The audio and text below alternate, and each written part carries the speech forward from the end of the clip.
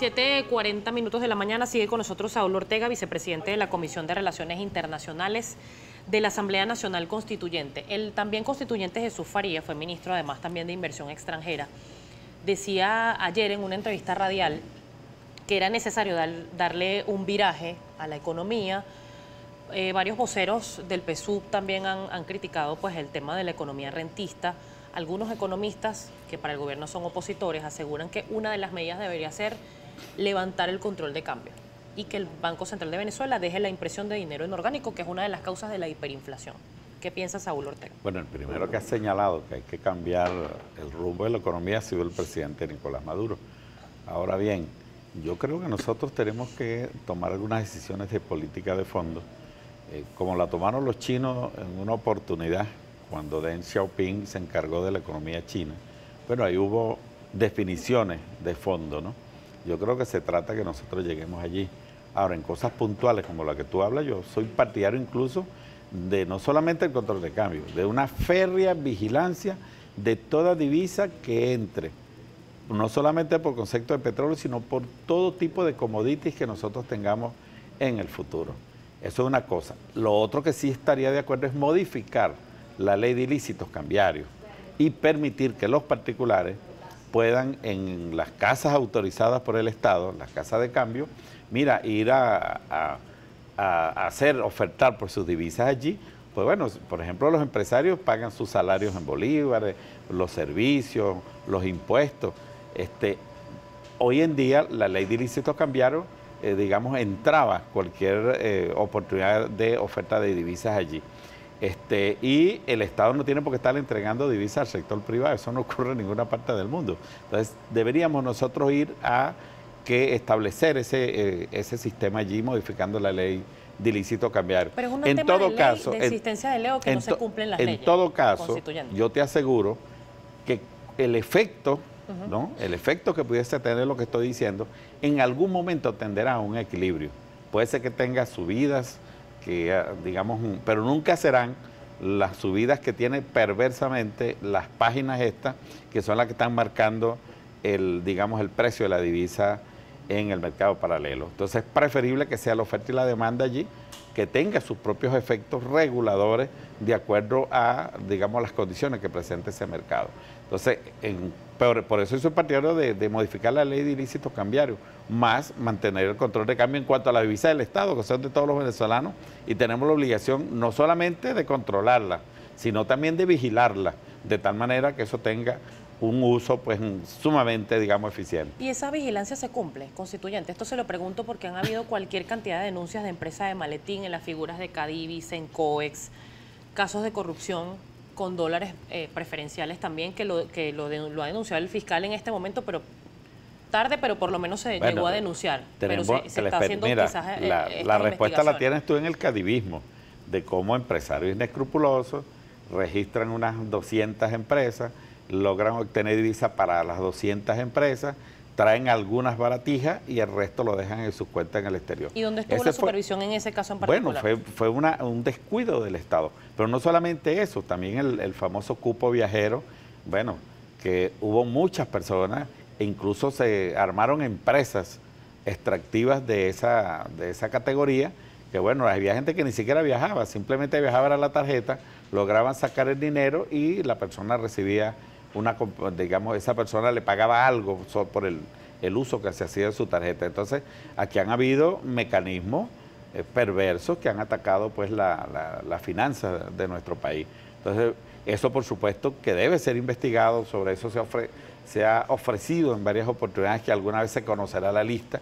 Esa lista yo no sé por qué no la tenemos todos los venezolanos, porque el problema está que allí se sabrá quiénes fueron los que les entregaron esa divisa y qué trajeron, oye, si de verdad le cumplieron al Estado que estén involucrados en ese tipo de casos. No va a haber intocable sea quien sea, porque hubo casos, por ejemplo, que quedaron pendientes como Eber García Plaza, el mismo Rafael Ramírez, Rafael Licea, que se denunció en su momento y ahora es testigo protegido de la DEA, por ejemplo.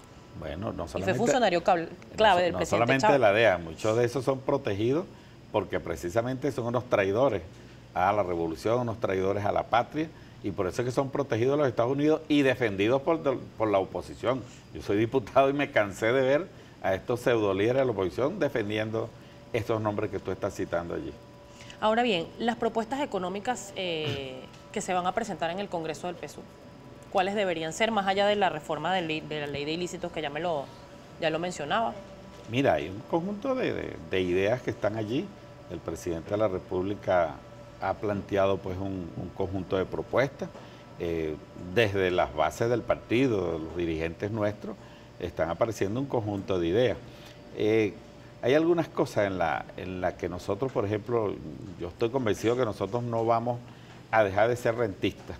En todo caso, el pecado es ser monorrentistas solamente del petróleo. Tenemos un conjunto de commodities, tenemos un conjunto de productos, incluso agrícolas, que pudiésemos nosotros ponerlos en una situación de exportación a muy corto plazo. Te estoy hablando de productos sensibles como el café, el cacao, el maíz, el arroz, que en el pasado Venezuela fue un país no solamente que se abastecía de esos productos, sino que tenía capacidad de exportación.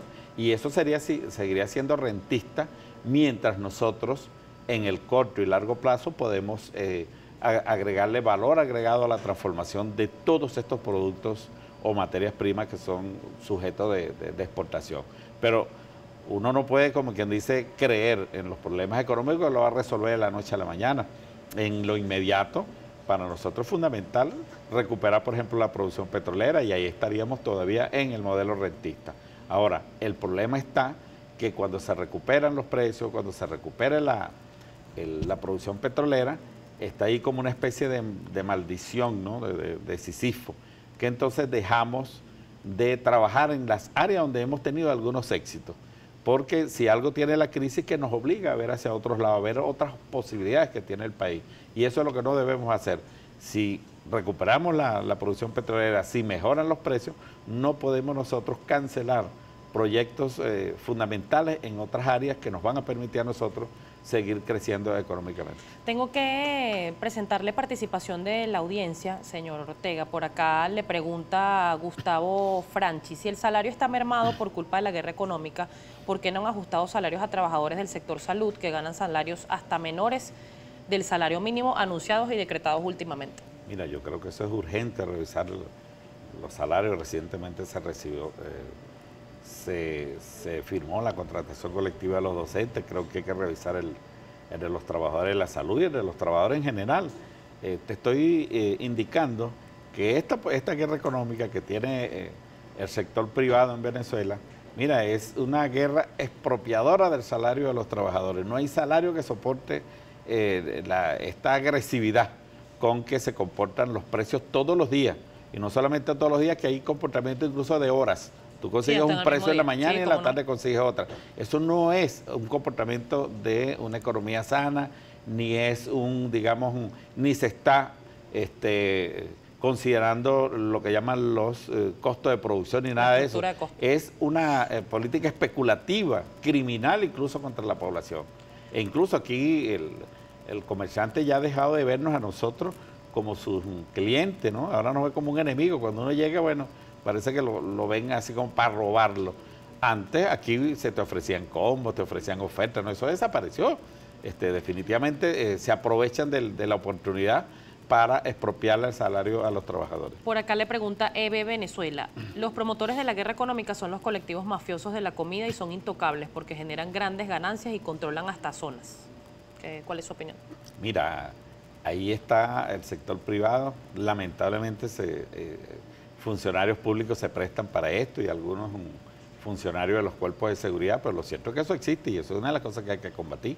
Por ejemplo, yo tengo conocimiento de la agroindustria, que bueno,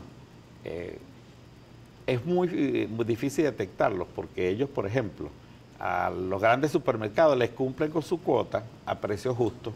Por ejemplo, el caso de la harina, pues, se la despachan a Macro, a Centramairense, Plaza, cualquier supermercado. Pero esos son unos cupos.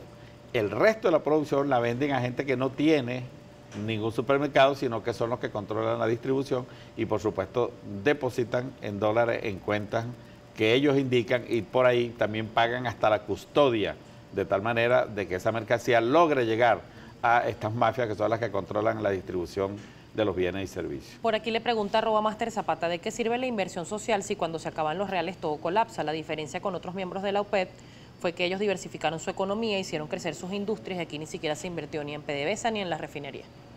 Mira, ni tanto así que la mayoría de los países petroleros tienen diversificado su economía.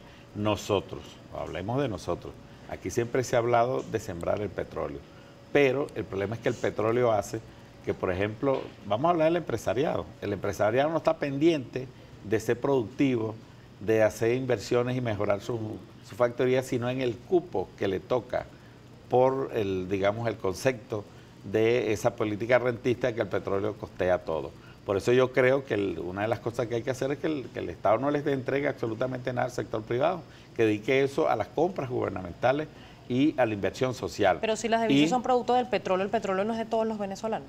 Sí, pero cuando yo te estoy diciendo eso, acuérdate que te señalé que una cosa es el control de cambio y otra cosa es eliminar la ley de ilícitos cambiarios, para que ellos puedan, esos empresarios, si son eficientes, pueden cubrir nuestro mercado interno, pueden exportar y con esas divisas perfectamente ellos pueden hacer mejores inversiones y pueden ser más productivos de lo que son.